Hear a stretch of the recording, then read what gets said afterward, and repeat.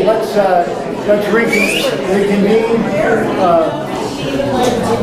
and proceed in an orderly way with our meeting. Quiet. I thought for the sake of moving things along, we would combine two offices, as I think Gene Crum suggested doing that with the recorder and the treasurer. As a legal matter, you cannot combine the county attorney with anybody, but let that go. Democrat Wayne Reeser is seeking re-election for a 6th term, will be, as Dallas County Attorney. His Republican opponent, Charles Center, was unable to make it tonight, I think. He got a call late this evening, called me. Apparently his father suddenly went to the hospital, is gravely ill, so our hearts and prayers should be with him and his family. Amen. And Dallas County Treasurer, the office is up for election this time. We have incumbent Mitch Hambleton on your far left, and a Republican, and then Julie Stewart, the Democrat challenger for the Dallas County Treasurer. Now,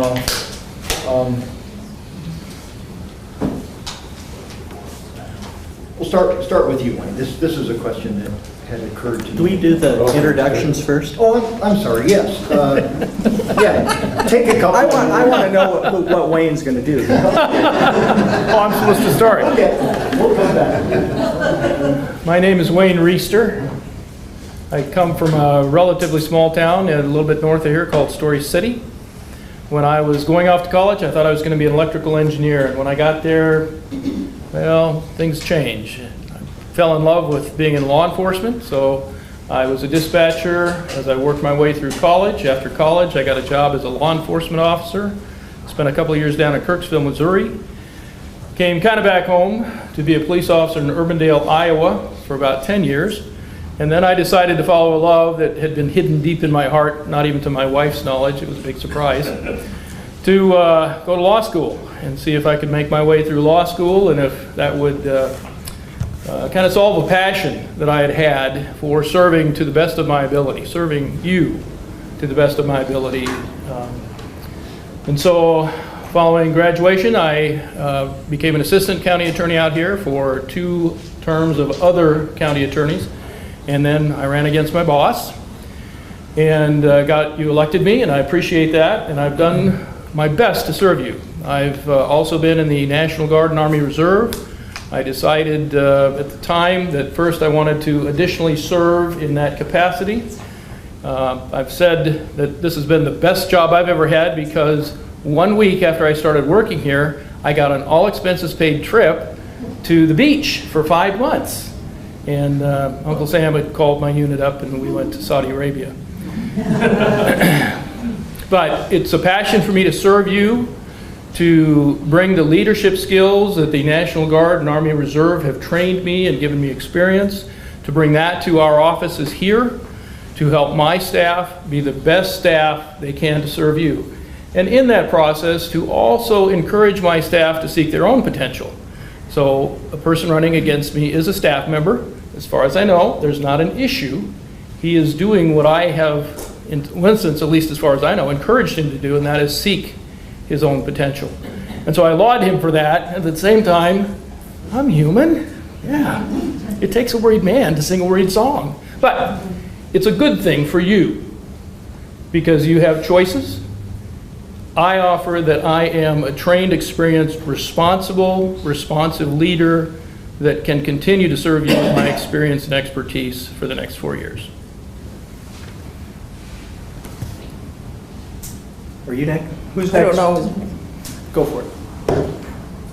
Okay, well, I'll do it. I'm Mitch Hambleton. I paid for the shirt with my own money. No taxpayer dollars were used for the Dallas County Treasurer shirt.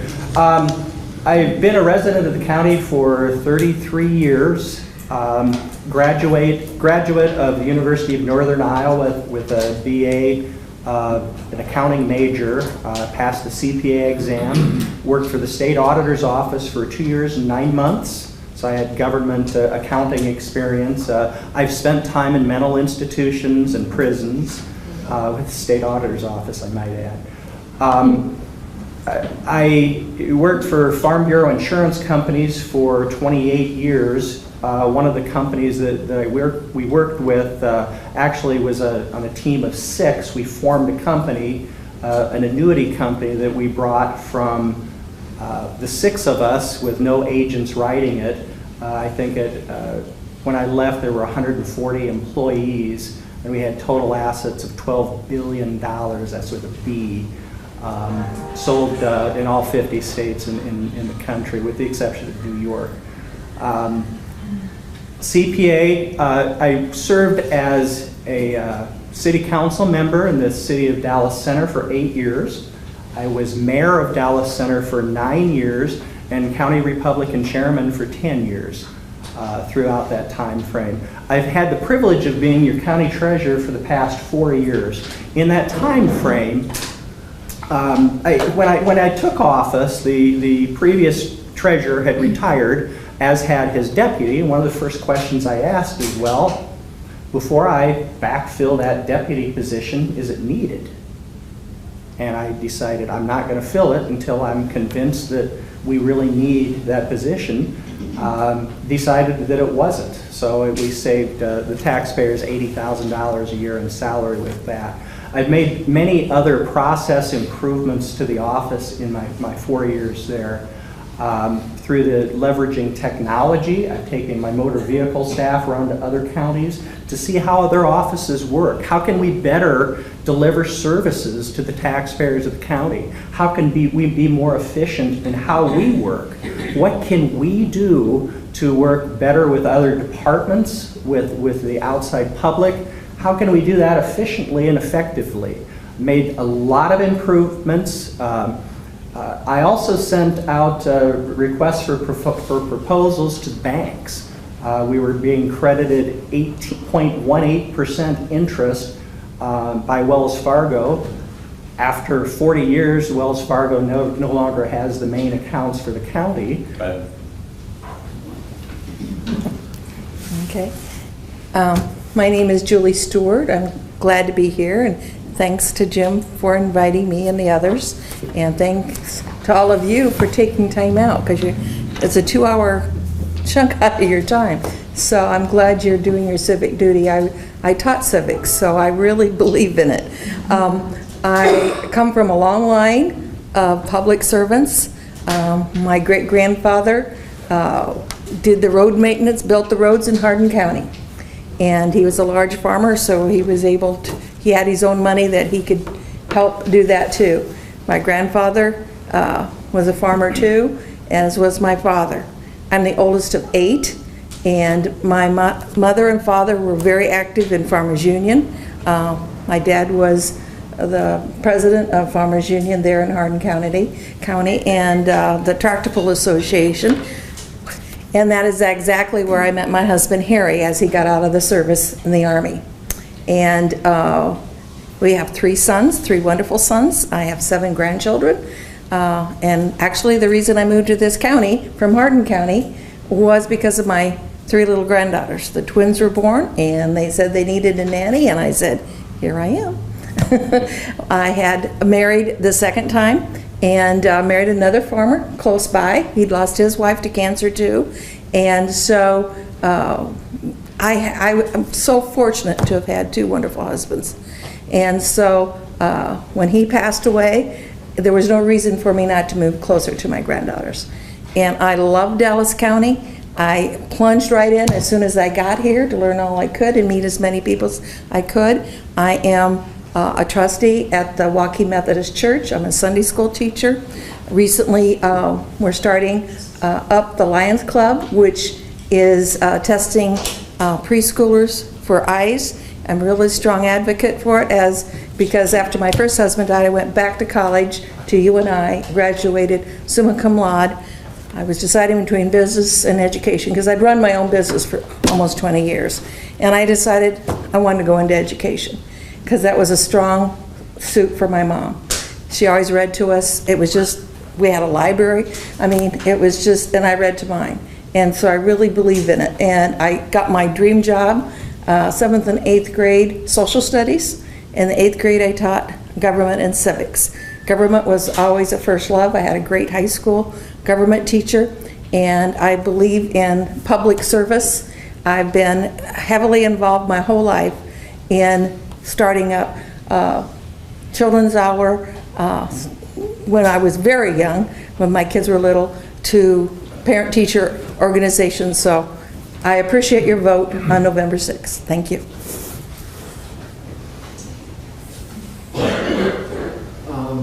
Okay, here's that question for you. It's the county attorney. It's a partisan office, obviously.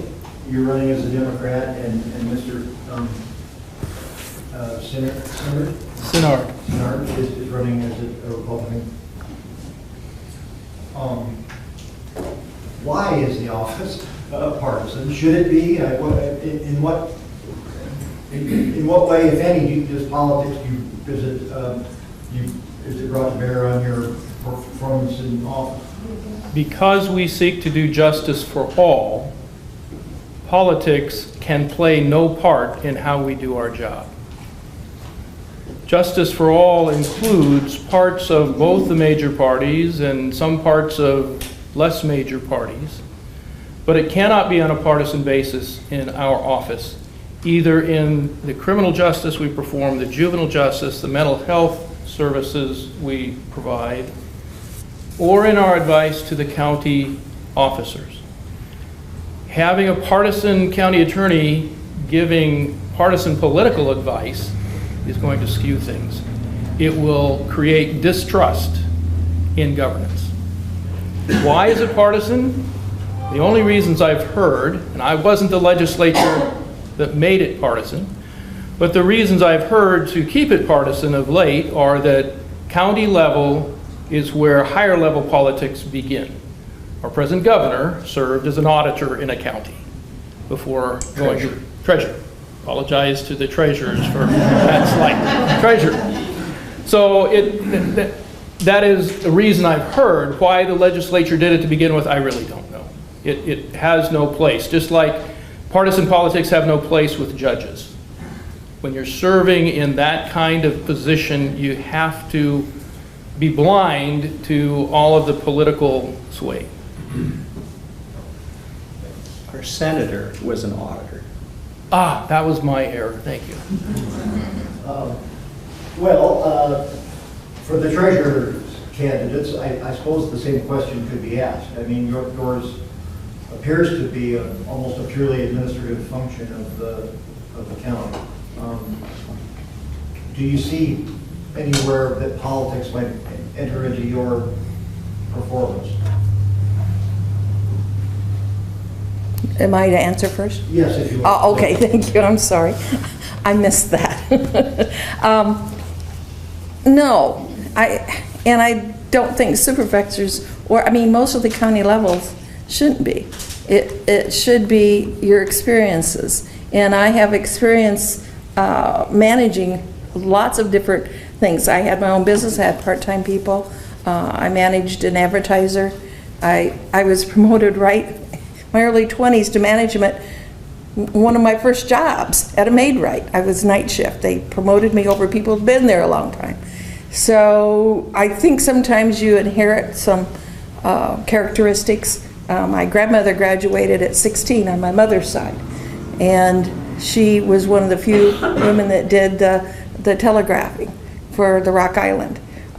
So my mother always said, be a leader, not a sheep. And so as far as politics, even though I'm a very strong Democrat, don't get me wrong, I was also, I held a term as Dallas County Democrat chair, and work hard for my beliefs. But I think we have room for both parties, and we should be putting our brains together. It's just like, I like to, even this room, as dull as it looks, how many people did it take to do the clock, to do the walls, to do the electricity? It takes all of us together with ideas. And there are really, campaigning, I love it. I love knocking on doors. I'm not as physically able as I used to be as I've gotten older, but I love it. I love talking to people in their situations. That's why I run a retail store in Waukee. I just like meeting people, listening to them, and I know I would love doing the treasurer's job. And I tell you, I do a consignment. It's all hand documented bookkeeping. Thank you. Well, I agree with the two counterparts at the table here. The functions of the office are political in no means whatsoever. Absolutely no politics involved in carrying out the duties of the office. With that said, however, I also believe that it's important that they remain on the political structure. And for this reason, in that if the political parties have a function to narrow down the list of candidates to where there's currently 2 main political parties in the country. And without that narrowing down, you would literally have a horse race we could have 6 people running for the county treasurer's office, which I don't know is necessarily a healthy thing for the function of government. With so many folk, parties have the duty, a stewardship function essentially, to choose a candidate that represents them as best as possible. When I was chair of the Republican Party, we winnowed our candidates down. We had an interview process, and we went through and narrowed down, is this who represents us best? And then it ultimately, through the primary process in some cases, it narrows it down to 2 main candidates running for a given office, which makes it better for the public, for representing the government, to get the best person possible for that office, rather than a 6-person horse race that you really have no idea of knowing what you're going to get.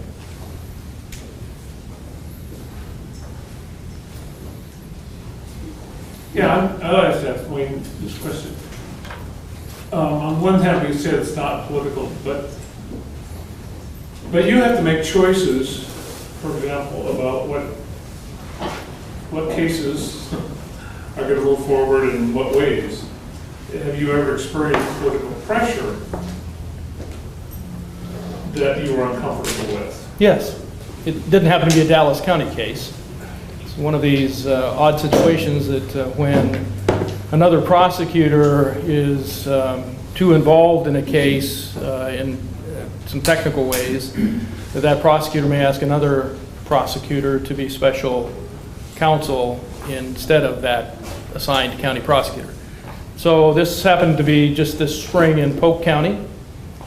There was 2 candidates for the supervisor's office before the primaries who were hotly fighting over that position, and one of them accused the other of impropriety at the polls.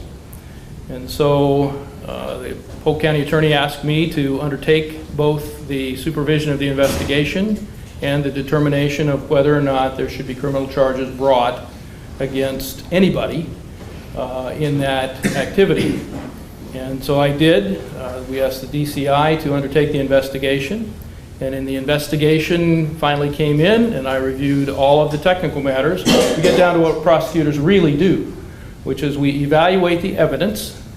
What are the facts that support the elements of the crime that you might charge? And so that's law work, and it's not just something, well, it looked like he was doing, it's how does that actually fit what the law says? And so as I evaluated that, it appeared that technically I didn't see a violation of that law. Additionally, as prosecutors, we are also ethically required to look at the law that we are considering and say, is that law sufficient? Well, another thing that happened just this summer is the U.S. Supreme Court undertook a review of a Minnesota situation that had happened years earlier in how their election law was written and how their polling law was written, because this was an allegation of something happening at the polls. And in that evaluation done by the U.S. Supreme Court, I looked at that and I compared our law in Iowa to the Minnesota law, and the evaluation of the Supreme Court, as I understood it, said that Iowa's law is not sufficient to prosecute. It's too broadly written, and just as the U.S. Supreme Court said about the Minnesota law, it has to be more precisely written or you're not going to proceed. Justice is justice for all, not just for the person who feels harmed, but also for the accused. And so when you look at justice for all, we have an ethical obligation that has nothing to do with politics, but it has to do with evaluating the elements of the crime against the fact and determining whether the law as written is sufficient under the interpretations handed down by the courts to proceed with a prosecution. And if it's not, if I don't have a belief that I will prevail by proof beyond a reasonable doubt, I should not file that charge. And so I didn't. Okay, I think I've got kind of a logical follow-up to that, because a number of people have asked me, and there's comments I often find from readers of the Perry News when plea bargains are struck by the state. Very often my readers, in their ferocious desire for justice, long for a stiffer sentence or something. How is the plea bargain process work? The interesting dynamic you stated was in a ferocious desire for justice and a stiffer sentence. Those aren't necessarily compatible with each other. Justice is best defined, as I understand it, in Iowa law. We are required to follow Iowa law when we reach a conclusion. And specifically, the judge must hand down, and I'm paraphrasing so it won't be exact, the least restrictive sentence that sees to the rehabilitation of the offender, the protection of the community, and deterrence for the offender and others similarly situated. So that it has a little bit to do with plea bargaining, but more to do with plea bargaining is our beautiful system of jury. You, the people, decide. And it's always interesting, especially in this day of social media, where the facts get out there, but they're not really the true facts of the case. They're people's opinions added to the facts and skewing the facts and changing the facts the way they want to believe it or the way they heard it. And because we all change things as we interpret things and restate them, they're inevitably going to get changed as that rumor or telephone game passes them along. It's true with the old-fashioned print media. It's true with social media even more. And so trying things in the press and then seeing what we have to really deal with and factor in ethically, how is this affecting the victim? Is the victim going to gain anything by a trial simply to prove this person did this narrow piece of law? What are we putting the victim through? What does that really mean? Does it help? There's a whole lot of considerations that we take into account, and we talk with victims when we have victim crimes about how does this affect you? What does it mean? And we look at what does it mean for the community? The reality of every case we bring, with the exception of murder, is that that person's getting out sometime. Even if we convict him or her of that charge, they're getting out sometime. And so there's no hard and fast rule that a perfect sentence for a particular crime is 5 years in prison, because in the first place, they won't serve 5 years in prison. They may serve probation. They might get sent to prison, but even on a 5-year term, they're probably going to serve a little over a year. And so in the balance of all of that, what's a jury going to do with this? What I've been told it's time, so I have to stop. I had a question for Mr. Reister as well. My name is Tim Farmer. I'm a defense attorney here in Perry. Oh, hi. Yeah, I think we met. Yeah. We've had like one case together. Okay. But and I'm disappointed that Chuck's not here. But I am too. yeah. So I don't want you to put words in his mouth, but as much as you can, maybe you can just say how you think you and he, how you operate compared to your understanding or belief as to how he might operate? Well, I won't put words in his mouth. I will tell you what I know about him as far as where he has learned to do things in my interactions with him. So the first thing is that he was hired straight out of law school by me. So he's never practiced in any other law firm. He may have interned or clerked somewhere, I don't really recall. So he's worked in my office for about 18 years, I think. And in that office, we practice a very collaborative approach to cases. We talk both about specific cases and say, we've got these issues surrounding these allegations, and we'll sit down in staff meetings and staff that. Similarly, we'll sit down and talk about issues where we may have a specific case that starts, and we'll talk about how does this impact justice, not for just this case, but maybe for this class of cases or for this area of law, and what does that mean to our community for their protection? What does that mean for rehabilitation for offenders? How do changes in Supreme Court rulings or in resources available to deal with people, whether they're in prison or on probation, how do all of these things impact justice? And I use the term justice to say the wholeness of our communities. And so how would he approach it? Well, if he's going to approach it a different way, I haven't seen that practiced. We may differ on some things, but as we go through the processes, I haven't noticed a categorical difference between us. I can say, yeah, there will be one or two cases somewhere where he'll say, yeah, I don't think that should be prosecuted, and I'll say, I think we need to. Other cases where he'll say, I think we got to prosecute this, and I'll say, I don't know about that. But the reality of how I run the office, though, is when that attorney gets assigned a case, we expect that attorney to get input, to get that collaborative input, and once that's been done, that attorney has charge of that case. I don't hire assistant county attorneys so I can micromanage their cases. I hire smart people, maybe smarter people than I am, and Chuck might be one of them. I hate to say that, but he might be, to do good work for you, and I try to give them a platform of leadership so that they will do the best for you. I got a question. How do you go about raising funds? I mean, are you given a budget number to get to, and then you set the millage rate to get to that number? And then Julie can go ahead and she would do anything different than you would. Okay, every government entity goes through a budget process. The school, they have public meetings. Cities have public meetings. The county board of supervisors goes through a series of workshops and has a public meeting to determine how much dollars they're going to propose to ask for. They balance the valuation in their jurisdiction. They balance the prior levy rate that they had in the past, and determine, this is what we need to operate government.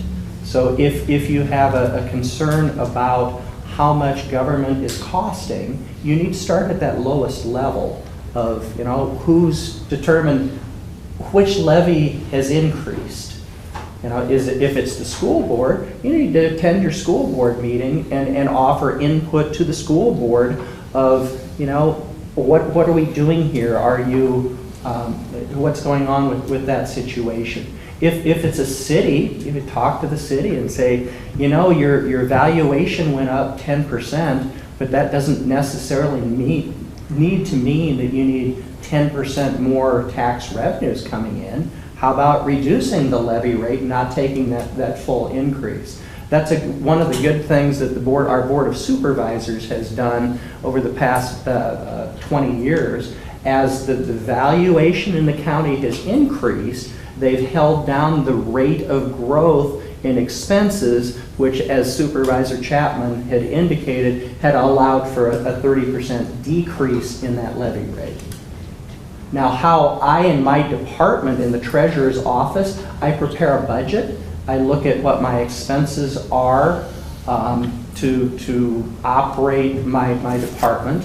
My budget also includes income. We get revenue from motor vehicle license fees. We get driver's license fees.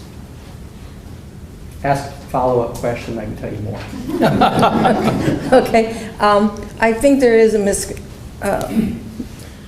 misconception about the treasurer's office, because it sounds like treasurer's office determines and takes in money and does the evaluation stuff. That's all up to the supervisors. They just approve what's turned into them. Like he said, they don't really, treasurer doesn't really have any power that way. The budget, they are the managers. It's kind of like the governor's office. They are, the three of them are the governor. And there's different departments, and they're allotted so much. Same with the treasurer's office. And what I heard earlier was that there's a need for the treasurer's office to be larger.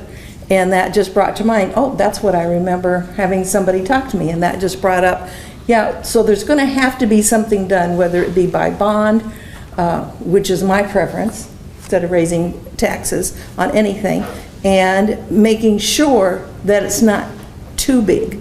When I was on the school board, we consolidated two towns, and there were advocates of not only building on top of where they had already built several years before, because it was made that way. They wanted to build out in case Alden grew. I said no. They listened to me, and now they're closed. I didn't want to be right, but I was. The future of rural Iowa is going down, and so that's just the facts. And so I know, as a treasurer, overseeing people is what the main job. Would you agree with that? The main job is overseeing people? Yeah, okay. I just, real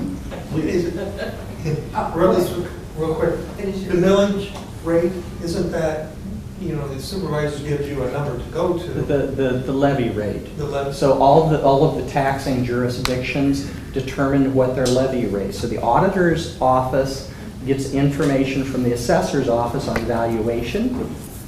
The taxing entity determines what their budget needs to be, divide the budget by the valuation, gives you the levy rate. The sum of those levy rates is what you pay in taxes. So you're just, the Then money they change. then I just collect it.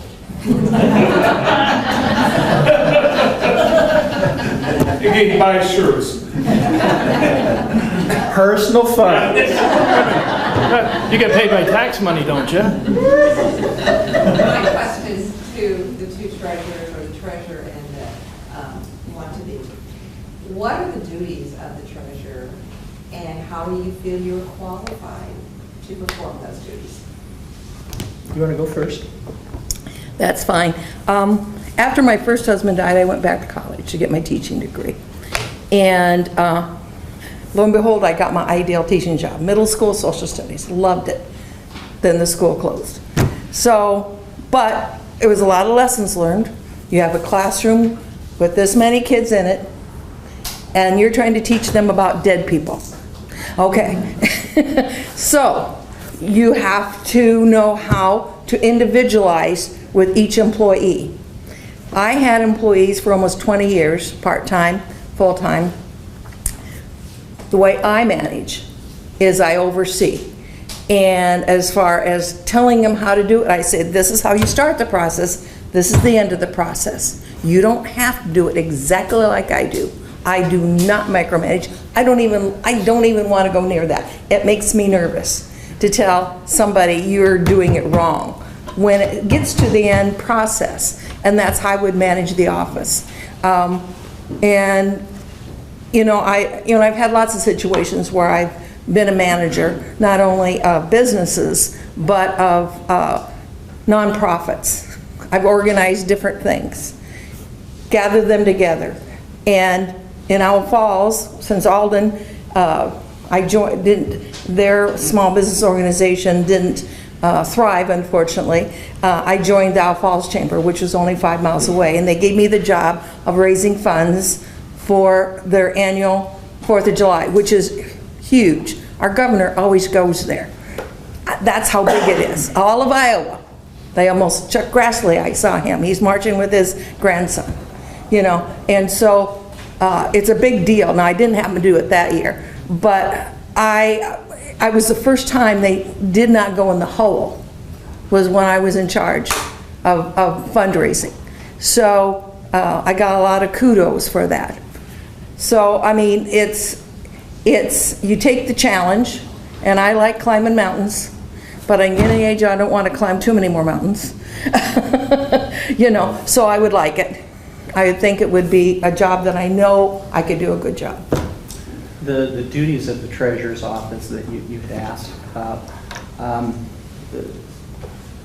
I think the previous questioner had it right. The first primary duty is managing people. We've got a staff of 16 people that work in the treasurer's office. We're responsible for motor vehicle, driver's license, and tax collections. The tax collection portion of that also means that I'm responsible for managing the county's funds. I invest the county's funds. In my opening statement, I talked about doing the bank RFPs. We were getting charged what I felt was too high of rates for banking fees, put it out to bid. We reduced the fees, increased our interest rate from 0.18% to 1.5%. The first year that I was, the first 6 months of my term, that year the treasurer's office finished with a $179,000 deficit, meaning the expenses for salaries and everything were greater than the revenues we took in from interest, from driver's license fees, from motor vehicle fees. This past year, we produced a surplus. We gave money back to the general fund totaling $477,000. Significant, $477,000. In my 4 years as treasurer, I've contributed $288,000 back to the general fund of Dallas County. Very proud of that. I'm very proud of the employees. Have a fantastic group of employees. As Julie had indicated, my employees, they're empowered. They know that I've got their back. Now, there are things that they do occasionally that I don't agree with, and I'll counsel them in quiet. But to the public, I would never berate an employee in front of customers.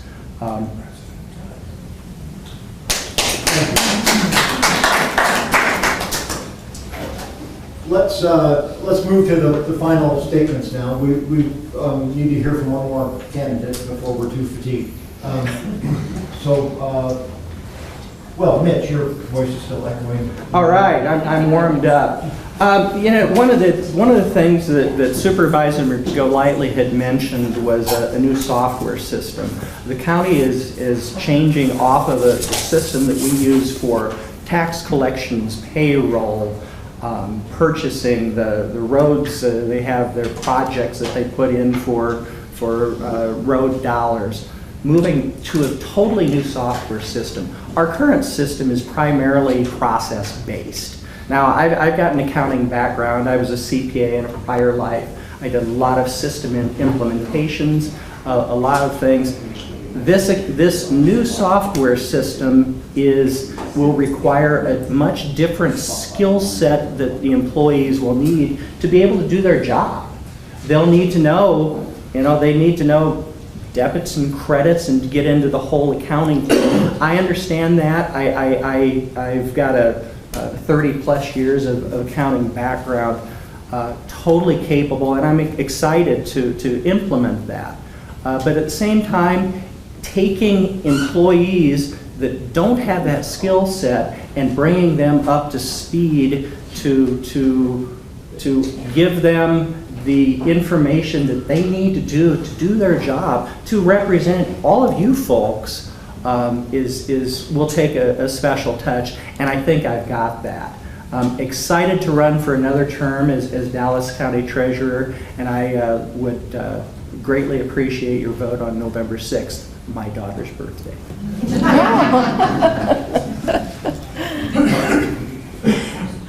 I would appreciate your vote on November 6th or before if you're doing absentee balloting. And I should have looked up, there is a satellite, I think, here between now and the election date. There's one day. So that you can go locally and vote if you wish. But you can also just call the auditor's office and request an absentee ballot, and they'll just mail it to you. And then you can fill it out and send it in after October 10th. So I'd encourage you to do that. Now, our office is going to be at the bottom. So you have to go all the way down, read all of them, and there we are. And so I think you have a good choice. I think he's probably done a good job. I've never heard of anything. I'm so sorry. I didn't even know your name until I got here. It's so on all the tax statements. Well, I am now in an apartment. I did live on a farm, grew up on a century farm, but before I lived here, I did pay property tax. I don't have to anymore. It's just fine. I don't have to shovel snow, I don't have to mow lawn, and I don't have to do a 6-acre garden. Although my husband was the one that enjoyed it more. But I really know that I'll do a good job.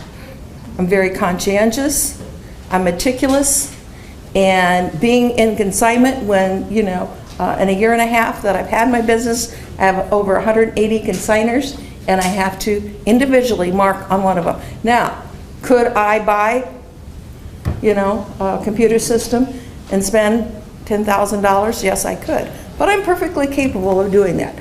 I took a lot of business courses. In fact, I almost decided to do that. And I had the highest grade at Ellsworth College in business law. And they told me, he says, you know, this is graded on the curve and you just ruined it for everybody else. I says, well, I'm sorry, but I run on my own business. But thank you, and I appreciate you listening, and please vote for me. The challenges that Dallas County faces are going to be far greater in the upcoming years than they have been through our phenomenal growth. We've been dealing in fair part with growing pains. How do we, as what we often consider to be a small or rural county, become a big county? How do we get bigger without changing our roots? And that's a challenge we've worked through. We're probably moving beyond that to the broader challenge that big counties face. In the county attorney's office, how to deal with crime, more serious crime, how to deal with mental health, where our prisons and jails are the recipients of people suffering from mental illness because we have no other real place to take those who are suffering to protect you while giving them the proper treatment. Those issues come to clash in my office.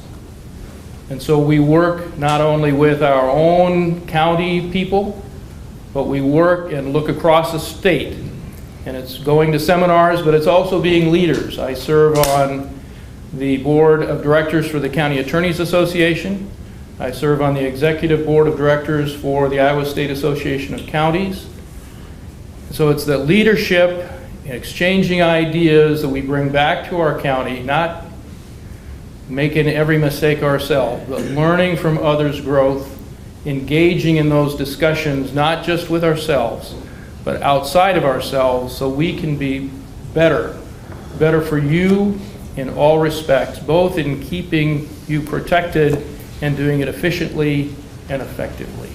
I would appreciate your vote. I do appreciate your attention here tonight. Please vote November 6th. Thank you.